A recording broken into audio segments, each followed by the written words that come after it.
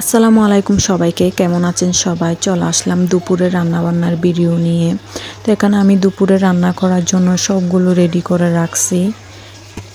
এবার আমি রান্না করব। তো চলেন শুরু করি। প্রথমে আমি চুলায় একটা পাতিলা বসাই দিছি পরিমাণ মতো তেল দিয়ে। তেলগুলো গরম হয়ে আসলে আমি পেঁয়াজগুলো একটু ভেজে নিব।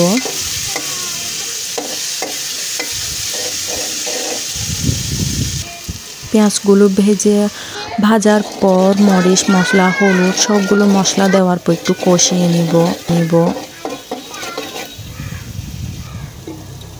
এরপর দিয়ে দিব আলুগুলো দিয়ে একটু সিদ্ধ হতে দিব।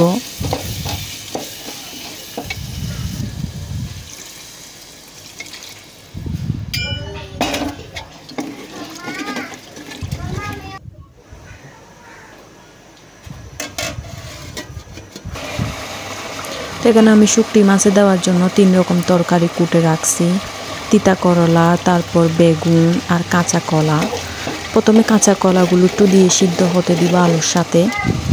শুকটি মাছ কিন্তু সব ধরনের তরকারি দিয়ে খেতে অনেক বেশি ভালো লাগে। এরপর আর বাকি তরকারিগুলোও দিয়ে সিদ্ধ হতে দিব। আর শুকটি মাছগুলো কিন্তু বাসার তৈরি শুকটি।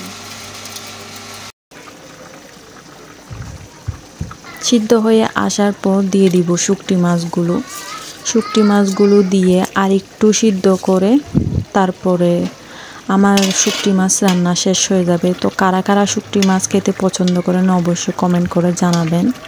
তো এই তো আমার রান্না রেডি। এরপর আমি চুলায় আরেকটা কড়িয়া বসাই দিছি। এরপর পেঁয়াজগুলো একটু ভালো করে ভেজে নিয়ে মরিচ মশলা দিয়ে ভালো করে কষিয়ে নিব।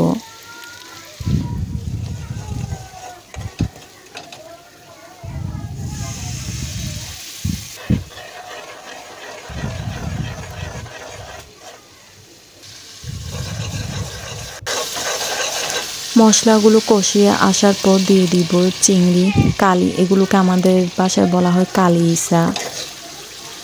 তো বড় বড় চিংড়িগুলো দিয়ে আর একটু ভালো করে চিংড়িগুলো একটু হালকা পরিমাণ মতো পানি দিয়ে সিদ্ধ হতে দিব।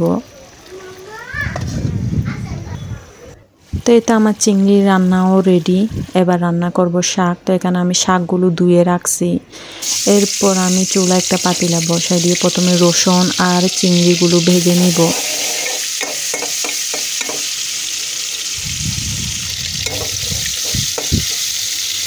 রসুন আর চিংড়িগুলো ভাজা হয়েছে। এবার দিয়ে দিব শাক।